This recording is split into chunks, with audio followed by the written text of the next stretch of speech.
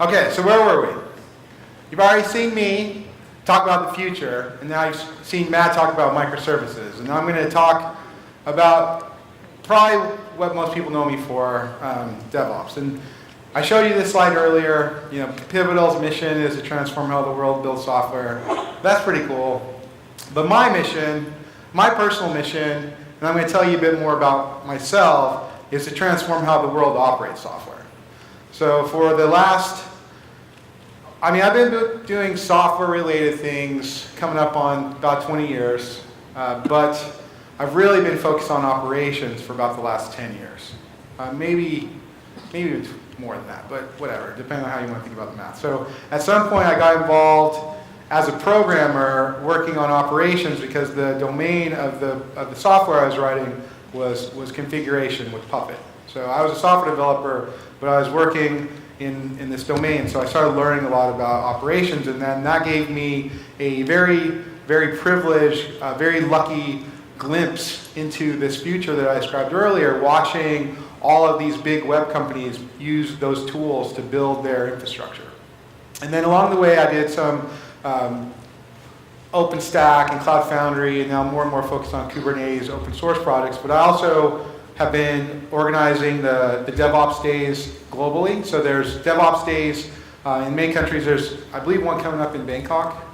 And I'm part of the core organizing team for those all over the world. And I wrote a book about web operations for O'Reilly, and I've been involved in a bunch of communities that are really just focused on kind of the best practices and sharing how we build these kinds of infrastructures, how we operate these kinds of infrastructures. So I'm going to tell you my personal view on how that's evolved. Right now, people call that DevOps. The words doesn't actually matter to me. The capabilities and the success that you can have is what matters. So a little bit more about me. I think most people are familiar with Twitter. Maybe it's not as big in Thailand and Asia as it is in the US, but this is my Twitter. This is a very important slide. Follow me on Twitter. And then this is also important because I come in various configurations of hair and beard. So you might encounter me at some point in the future in a different venue, and I might have a different configuration of hair and beard. But don't be afraid. It's the same monster, same guy. Critical. So this is the most important DevOps stuff. I'm gonna start with things that are important and then summarize, and I'm just gonna go into like this crazy thing I've constructed and hopefully make some sense by the end of it. So this is very important. So at the core of DevOps to me is getting people to communicate and understand each other. So this is, and I really believe this, it's meant to be a bit humorous, but the most important thing for you to do is learn how to read. This will change your career. Learn how to write, very important, and learn how to speak. And that'll pay dividends. The things I'm able to do in my own career have been multiplied and magnified because I'm actually pretty good at communicating, or at least they keep asking me to come back on stage, so we'll go with it. And then also very important, you should follow me on Twitter.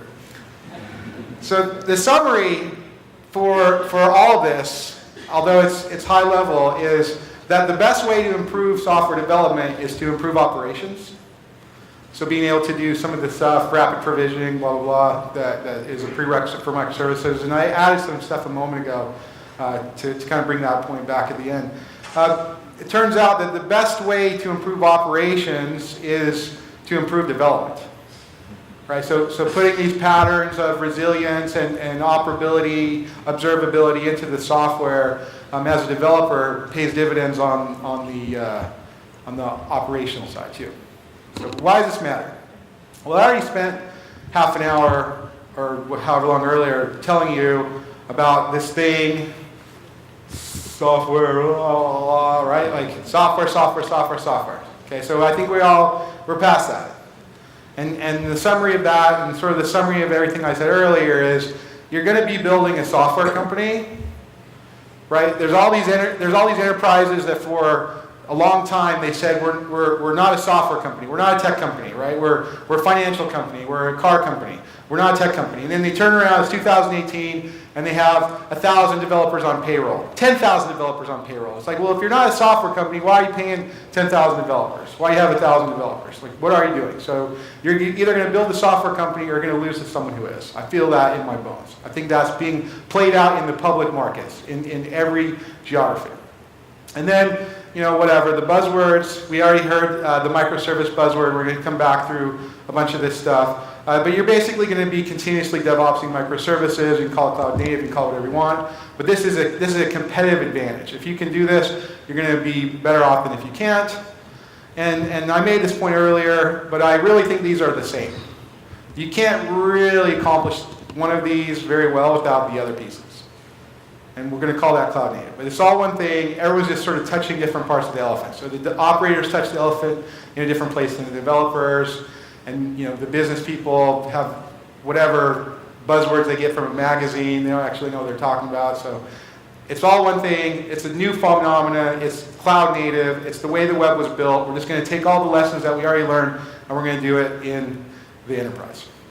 And then this is my favorite thing.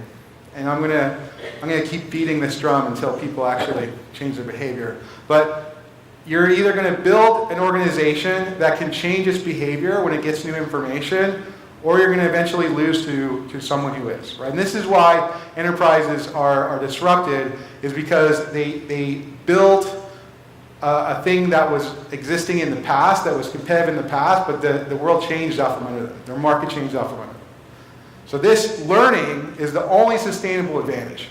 And I think it's at the core of all of these things we're talking about. So today we have a certain set of tools, and if we have a certain set of buzzwords, and we're coming from the US as very privileged guests to tell you about the way we see these things, but it's actually going to change in the next 6 months. Like the tools that are available in a year, 6 months, are going to be very, very different than they are today. Maybe not very different, but definitely different.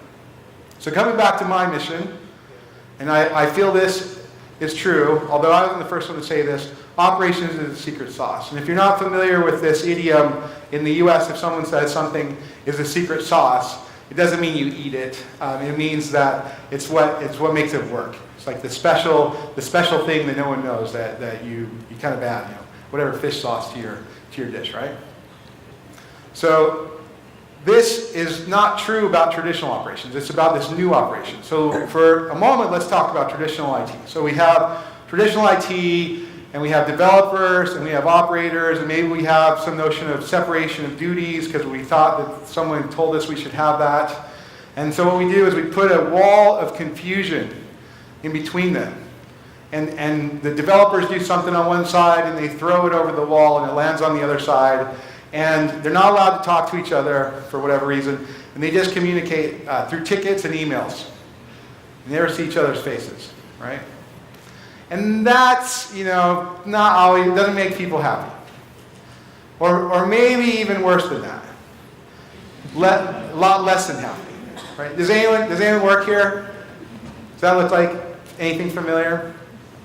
So the actual issue, or one of the many issues, but probably the overriding issue, is that we've got different incentives in the organization. So you have developers who are incentivized to change things, and you have operations who's incentivized not to change things, right? So this puts them into direct opposition with each other, right? And I've even seen organizations where software has been launched by developers who are celebrating the launch while the actual software is failing in production, and the developers had a party, they've been drinking for hours, and the operator's like, help us, I'm melting. Did anyone work there?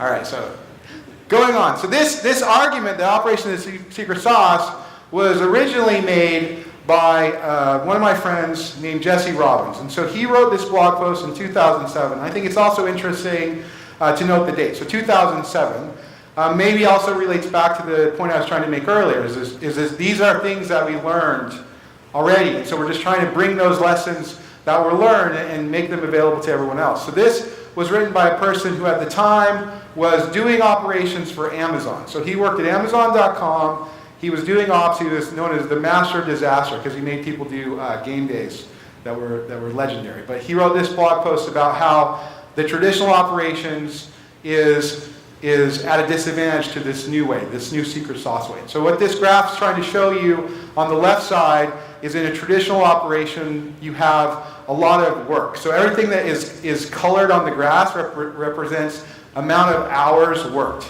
So the vertical axis is the hours. The horizontal axis is meant to be, it's sort of confusing, but it's both time and scale. So the idea here is you have a startup that's scaling up rather rapidly, and so you're moving in time, but you're also getting more servers. And so in the traditional operations where there's a lot of manual work, you're getting more and more and more manual work to manage this larger and larger infrastructure. And in the new way, so this is the sort of the golden age of Puppet, and DevOps isn't quite a word yet, but it's starting to be a community that's talking about these topics. The work, as you can see on this graph, is much, much lower. Right? So this is 2007, and that's a very different world. We can actually do better now, right? We have better tools available to us now. When you look at what's out there with the Kubernetes and container schedulers and the rest of the stuff we can do, we could drive this down even lower, right? And I always called this the tax from infrastructure debt, technical debt. But I'm going to borrow some of the stuff Matt just said. In a sense, when you're talking about the tax that you pay on microservices, what this does is having the new ops, the special sauce ops, is it drives down the tax that you're paying on microservices and enables you to have those advantages, right, without paying the consequences. So we're going to drive down the tax of microservices. Now, this is a quote from 2006 from Werner Vogel. So this, I think, is interesting because people always try to copy the capabilities of Amazon, but people don't necessarily try to copy the culture, right? So we heard Amazon is going to deploy every 11 seconds, so we're going to go back and try to deploy every 11 seconds. That's going to end badly. What you should actually think about is how does Amazon do that? What's the culture? What's the tools? And then back into deploying faster and safer. Not just faster, it's actually also safer. So I'm just going to read this, and this is the feedback loop that enable them to get there. So the traditional model is that you take your software to the wall that separates development operations, and you throw it over and then forget about it. So this is the wall of confusion. We just talked about it. Not at Amazon. You build it, you run it. This brings developers into contact with the day-to-day operation of their software. It also brings them into day-to-day contact with the customer. The customer feedback loop is essential for improving the quality of the service. So this is 2006. This is the same year Amazon launched AWS, EC2, okay? So this is my friend, Josh Long, who, if you do Spring, you might have heard of him. And he always says, I love production, it's my favorite place. And it's like, Josh, you don't love production because if you really love production, you would be on call. You would carry a pager. That's the people who really love production. They make it work. You just talk and throw stuff, right? So anyway, we'll come back to, we'll harass Josh later. But this is just making the same point over and over. So this is a paper, and I'm stealing this from my friend who works at Google Cloud, Liz the Gray. This is something that she presented when she was talking about SRE, which is that the software long-term cost, according to these academics, is actually in the operations and maintenance. Right? If you just think about it for 2 seconds, if your software is not free to operate, and it runs continuously, then on some time, the amount that you're paying to operate it is going to be much, much more than whatever it costs you to develop it. It's just simple math, right? So this is another reason to justify driving down the cost of operations, driving down the tax that you pay.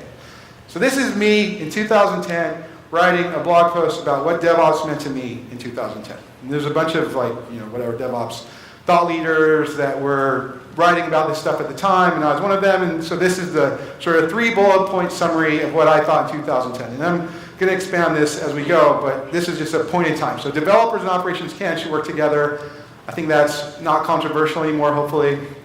And then system administration has evolving to look more like software development. So in 2010, I already had an API to provision machines, an API to configure machines, an API to monitor machines, all these things that were traditional operations work. I'm just writing APIs. If I'm writing APIs, that looks suspiciously like software development. And I can use all the tools and all the tricks that I know about software, version control, testing, on my system administration task, and it looks like software development, right? And then last but not least, and I think this is the most important, and I invite you to participate, these are our global communities, right? And we're having conversations around the world with people in US and Europe and Asia about the problems that we're running into with these tools and operating them at scale.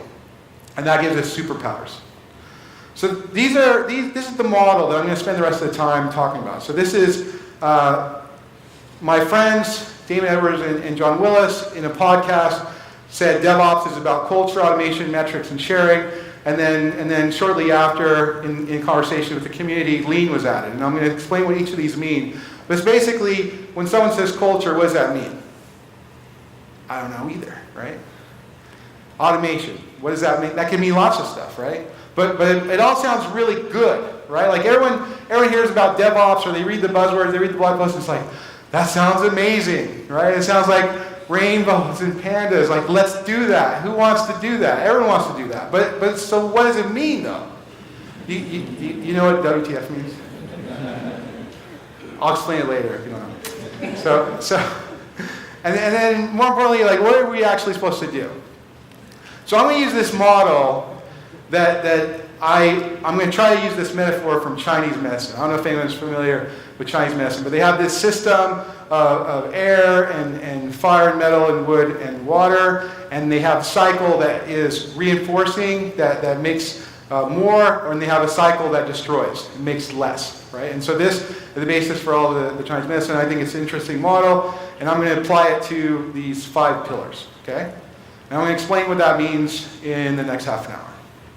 Who's with me? Ready? Buckle up. We're going on a ride, okay? Here we go. So culture. I don't know what that word means.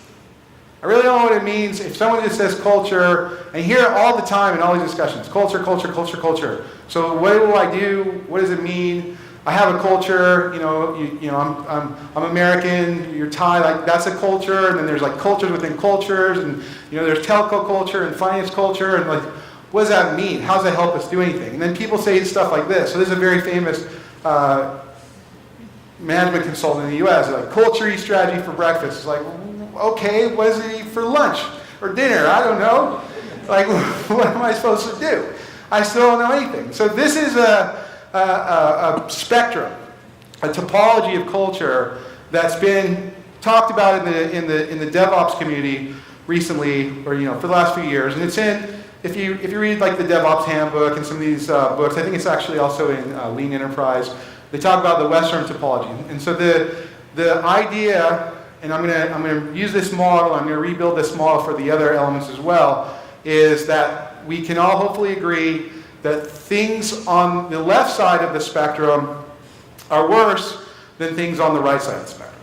And this is outside of DevOps, outside of technology, just sociologists kind of studying this notion of culture. So you can tell by the name, the word of the name, pathological means bad, and then generative means creative, right? And in the middle you have bureaucratic. And I think most of us would agree that low cooperation is probably not as good as high cooperation, right? Most of us would agree that messengers shot. So I don't know if you have this metaphor. I had a conversation in China where they're like a little confused what messenger shot meant. And it's like, well, you shoot them. And it's like, oh, you mean kill them? Yeah. They I don't know, they didn't connect it to killing them. So it's like, okay, yeah, we killed them. Because we don't want to hear the news, right? Like there's cultures, and hopefully you don't work there, where when people bring information, if it's not the information people want to have, they kill them, right? Or shoot them. But if you shoot them, I was informed by my Chinese friends, they might not die. So, got to take care of it. So in a highly performative generative culture, you're training people to share information. You're encouraging people to share information. You're encouraging people to take risks because the risks are all shared in the group. It's not a culture of blame, right? And we could go through a whole hour of just talking about the cultural spectrum and why it's interesting. But I just want to put that in your head. 2 things. 1, that there's a spectrum, and then 2, that this spectrum has some notion of things that are better and some things that are worse. And then I'll also just kind of encourage you to think about your own culture and maybe things you could do to try to push things more towards the right, if that's possible. Because I feel like especially for the enterprise customers, or enterprise people that we work with, most of them are living in bureaucratic cultures at best, right? If not pathological. So moving on from there, there's a tip or just an idea, kind of going back to this model where I said that the incentives are against each other between dev and operations. In many organizations, the way you can fix that is getting people to see a bigger picture, right? So it's not that I'm just a developer and I'm just an operator, it's that we have a mission, right? We're connected to this larger incentive, and I'm going to come back when I talk about sharing and sort of hopefully help you see that more clearly. But when you talk to these two different groups inside an organization, if they haven't got past the point of optimizing for their own perspective and attached to the larger mission, then they're still going to be living in that world where they have the different interests and they're against each other. And then there's another thing that I think makes a big difference in culture, and it kind of goes back to this notion of you're building a software company or you're going to lose to someone who is. And it's really easy to see if you look at the earnings reports from these large cloud native companies, but the IT at Amazon, the IT at Google, the IT at Facebook is framed as a competitive advantage. And they make massive investments in improving their infrastructure and improving the developers and improving all these things, where in a lot of organizations that don't have it as an advantage, it's actually managed by the accountants, right? You have CIOs that maybe even, in the worst case, are reporting to a CFO, right? And if you make it a cost center and you're trying to manage everything to cost, reducing costs, then you're not going to have those same advantages. And if you're against someone who's framed IT as a competitive advantage, if you really believe that software is going to change everything, then you're probably going to lose.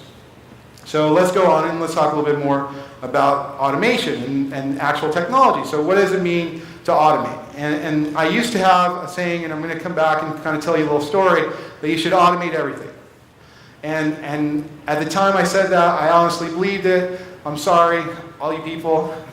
But now I actually believe that architecture matters as much or more as automation, right? So I had Puppet and I tried to automate everything and I automated all of it, and a lot of times you're fighting against things that don't want to be automated. They were not cloud native in the beginning. They weren't born into a world where they were designed to be automated, so they'll resist automation. And so you can often get more out of revisiting the architecture that's resisting the automation, that's resisting the resilience, that's resisting all these other cloud native patterns, than you will trying to automate it, right? So that is a very important part of this. So as I said, you have memes in Thailand. You know this?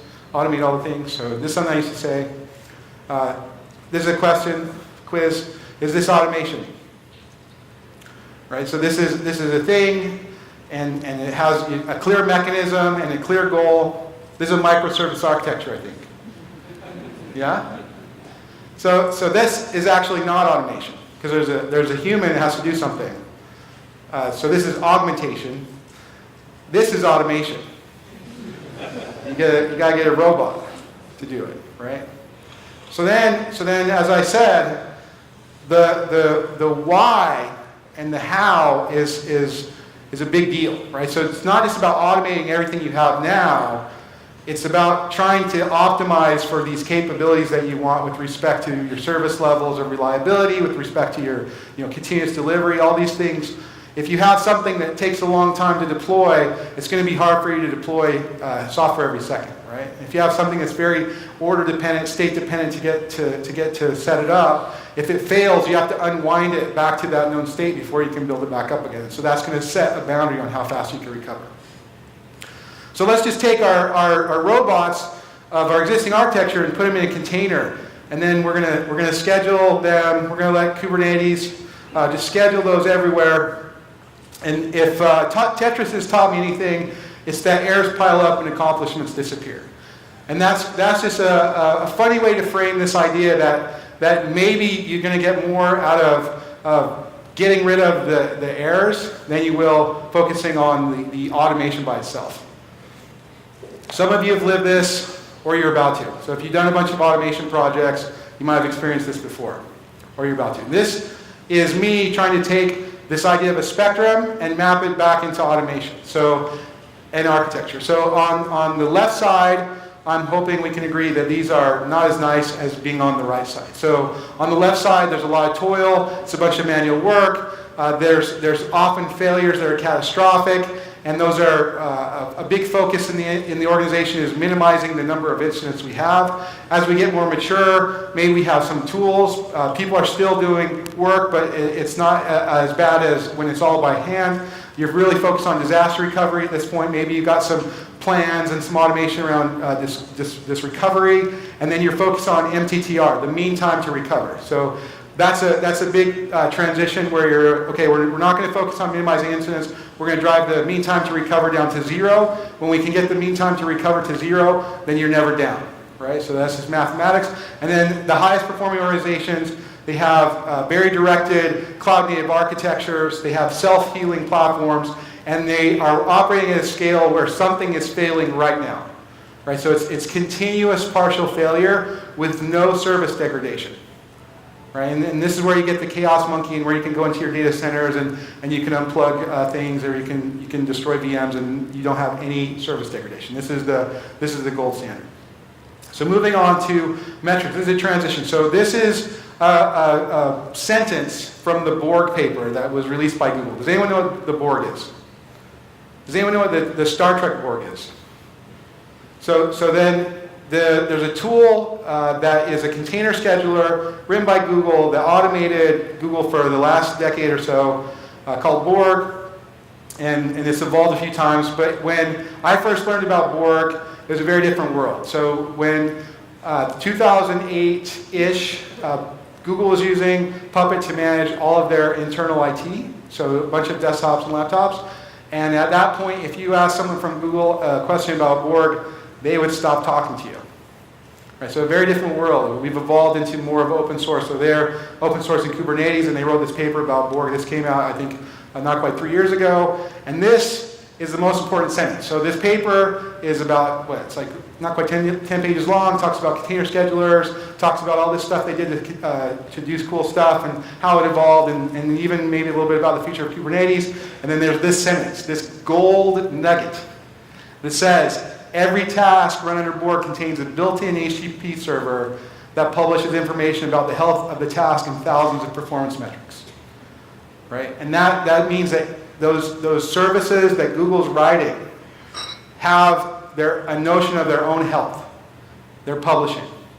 And I guarantee you'll get more operational benefit from writing software that is publishing its own health, that's aware of its own health, than you.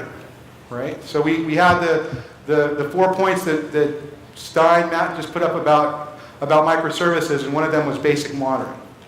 So from a Google perspective, or really from any perspective, if you don't have monitoring, how can you know anything? How can you be reliable? You don't even know if you are or not. You don't even know if you change anything, if it was good or bad.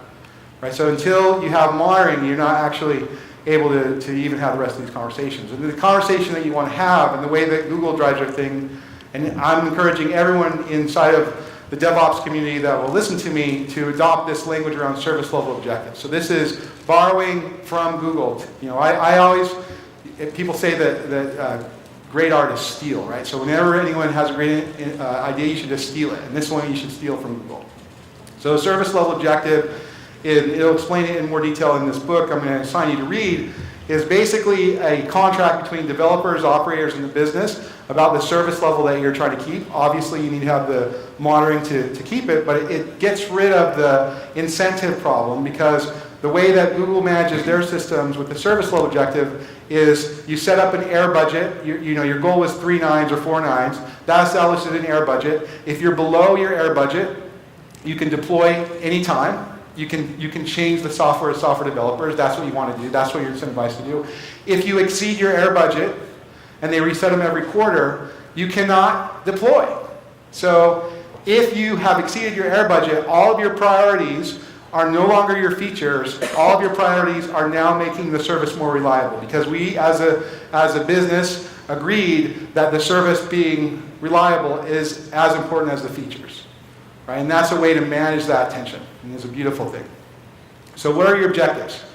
And this is something I don't expect you to be able to answer. I have a lot of conversations with a lot of organizations, and I don't think many of them, it takes a little bit of actual understanding to get to the point where you can have this conversation. Because if you ask the business people, they're like, give us 5 nines. It's like, well, each 9 costs 10 times more than the last one. Are you really willing to make the investment in this infrastructure, in this automation, that would make 5 nines even possible? 4 nines, same thing, 3 nines. And so you got to have this realistic understanding. And the other thing you got to understand, if your goal is 5 nines and you exceed that air budget, you're not getting any features anymore, because now you got to reinvest until you get back to that 5 9 level, right? So how do you know if you're meeting them? That's your metric. So this is another spectrum. On the left, you have things that I think are worse. On the right, I have things I think are better. So in an unmonitored situation, there's very little info about what's going on with the applications or infrastructure. Maybe there's someone with a bunch of terminals running, tail minus F, and all the logs are streaming, and they're trying to figure out, oh, that exception, oh, that's a normal one, that's okay, oh, that exception's bad. We should probably fix that, right? Has anyone worked there? You don't have to answer. In these types of organizations, monitoring really never gets done. As you get better, you maybe have monitoring, but it's a secondary consideration. It's added after the fact. So someone does the software development, and then maybe someone has the monitoring. In the highest performing organizations, the monitoring is actually built in. It's built into the application. The tools are there to collect the information and put it into dashboards and put it into these service level indicators that let you make the best decisions. So moving on, sharing. So I already talked a little bit about this global community of practice and how great it is to be part of all these conversations inside of all these organizations. So as you build a network of friends and colleagues that are skilled, part of these practitioners, then you can solve problems with their help that you might not be able to by yourself. And in organizations, you have localized communities. So there's kind of a community of practice inside your organization's developers. Most organizations don't have one developer and don't have one operator. And then we already talked about this model of the wall. So what I see a lot of people doing, and I'm going to try to help you not do this, hopefully, is get rid of the wall, or we're going to try to get rid of the wall, and we're going to replace the wall with a new team. And now we have 2 walls, right? Yeah, anyone do this? Don't do that. So I don't think it's a good idea. If it helps you a little bit, celebrate the win. But it actually didn't necessarily fix all your incentive problems. It didn't fix your communication problems, right? And so what I try to get people to think about is each of these, and this is a simplification, right? Developers are not a single thing, right? You have back end, you have front end. Each language has kind of its own community and notion. Operators aren't a thing. The business obviously isn't always a thing by itself. And, we always have to put security on the bottom. Just remember that. But what you want to do is take each of these interests, or each of these competencies, and connect them into communities of interest. Right? They're aligned with that higher level interest of the service. And then going back a little bit to riff off some of the Matt said, this is also related to maybe how you're thinking about the organizational structure to deliver the microservices as well.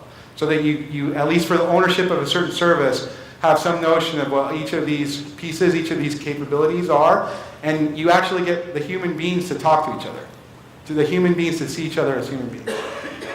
So coming back to this notion of a spectrum, on the left we have the things I think are worse, on the right we have the things I think are better. So in some organizations it's everything's secret, there's very strong silos, no one can find anything. As you get better, maybe you put things on a wiki and it's searchable.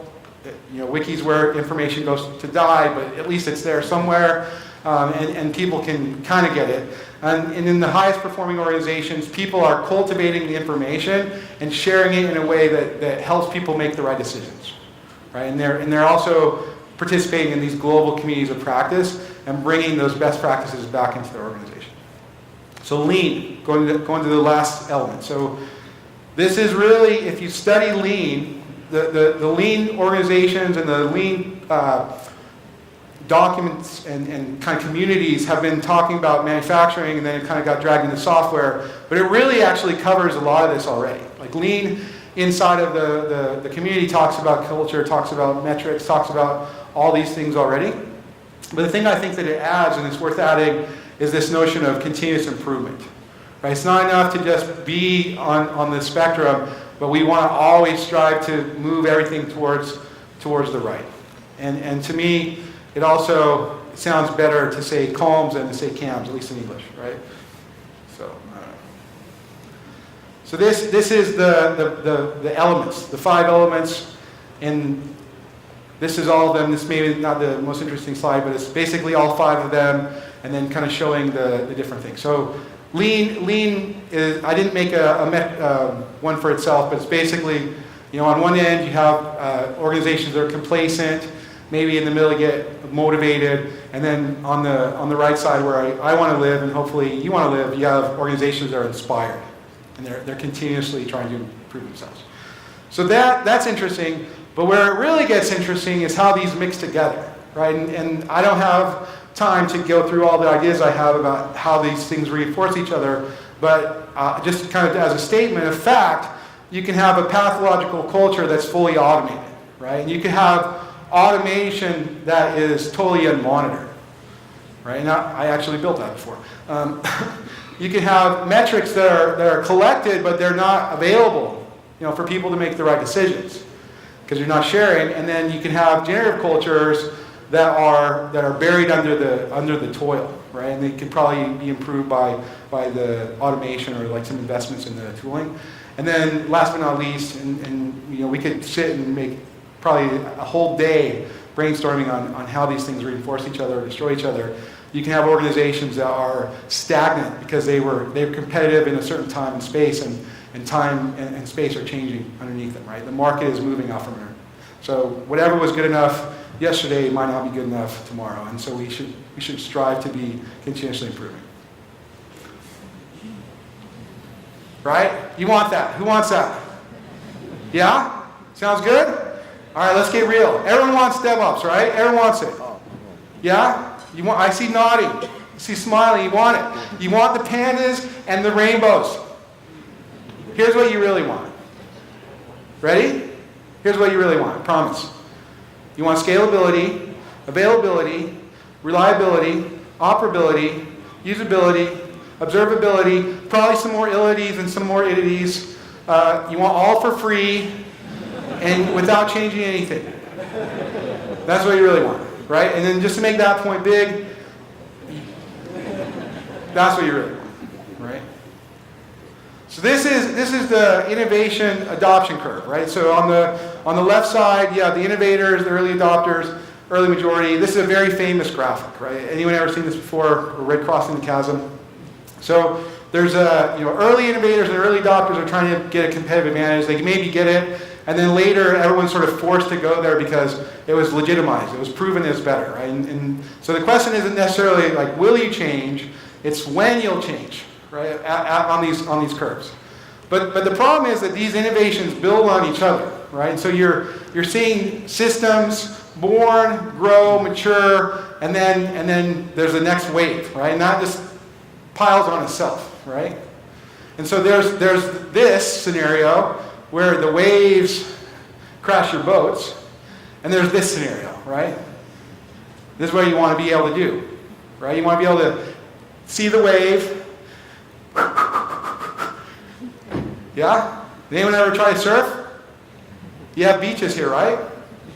Thailand? They're surfing in Thailand, I believe, yes? Anyone ever do this?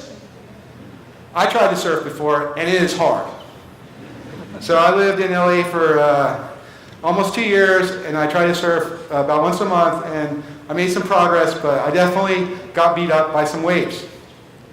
And here's a warning. Software is also hard, right?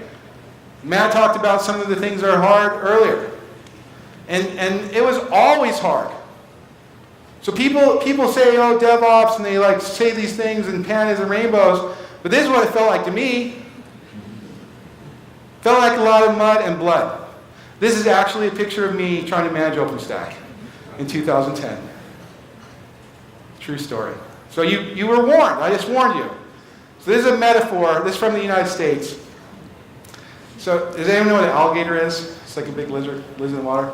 So there's a man, and he's at a bar. He might have been drinking. There might have been a woman And someone told him not to go swimming because there's an alligator. He was warned. And he said that. And he jumped in the water and he died. And it was a story. And that's actually him. He looks like that. So with that warning in mind, and that metaphor in mind, here's the 5 stages of DevOps that I expect you to go through. Okay? It's not the pandas. Denial, anger, bargaining, depression, acceptance. Right? Is anyone at denial yet? So this is something we just saw from the microservices thing. I just barely add this, but it's basically rapid provisioning, basic monitoring, rapid application deployment, DevOps culture. And what I hear when I read this list is DevOps, DevOps, DevOps, DevOps. It's like, okay, fine. So this is my definition of DevOps today. So we talked a bit about the future. We saw Matt talk about microservices and driving down the tax. To me, DevOps is about optimizing human performance and experience operating software. With software, right? So we talk about software changing everything. Software is changing software. We're going to use software to make software better. We're going to make software to make operating software better. But only, we're going to do that for the humans. Because I like humans more than I like computers. And we're going to do it with humans. So we need humans to do this, right? These things are social technical systems. It's not just the computers. It's the people that make the computers do things. All those things are one system. We have to think about it like one system. So software's hard. I warned you that. I'm going to warn you, humans are hard too. Maybe even harder. Because the problem here is humans are terrible and humans are awesome. Right? And that's at odds with itself. You are probably a human. And humans can learn. Right? And I made this point earlier. I was going to try to beat this point that it's all about learning, organizational learning. That's the competitive advantage. And the thing that I want you to take away from everything you see today is that you haven't learned anything until you change your behavior. So this is easy to demonstrate with a game or music or a skill where you can measure the progress. It's a little harder when you talk about changing organizations. But if you don't change your behavior, you didn't actually learn. You just collected trivia, right? This is a quote. I don't have time to learn new things because I'm too busy getting things done. This is the least productive person in the world. Maybe you work with this person. I don't know. So to bring it home, saying the word DevOps will not fix a pathological culture. Saying this word will not fill in lack of division to align the interests. Saying the word, it won't fix these problems. It won't get rid of the blood, right? Software is creative. It's complex. It's not digging ditches. It's not running factories, right? So we've applied management strategies and philosophies that came from Industrial Revolution, from managing factories to this work, and it's not the best way, right? Every developer knows this. It's closer to art than science. The principles are more important than the practices, are more important than the tools.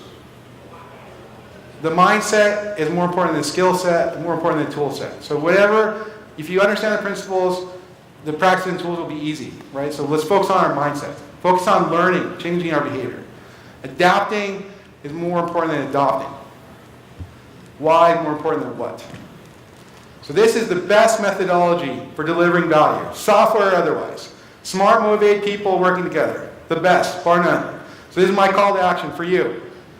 Be smart, be motivated, work together, change your behavior, change your behavior, change your behavior. So there's the 5 elements. I'm going to try to make a metaphor that's more Thai next time, but I hope you enjoyed this idea. I don't know enough about massage and Thai boxing to do it justice, but I'm very interested in learning. So this is a bonus, the homework. So this is the SRE book. I want you to read the principles. No matter what role you have in software, operations, or management, you should read these chapters from this book, SRE book. You can read it for free.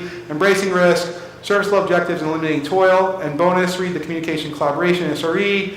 You can read it for free online if you just search for SRE book. For the next few weeks, until August 23rd, you can get the new book, which is the SRE workbook, which is Google's attempt to make each of their practices more actionable for free. It's on the same thing, just search for SRE book. The workbook is free till then. This is Google's DevOps implementation, and it basically checks off all of these things that we already walked through a minute ago. And I'm not sure, I'm not here to answer any questions, but I am here to have conversation. So thanks again for your time, and I believe we have a coffee break, correct? So I hope you enjoyed that, and I'll be around the rest of the day. So thank you very much.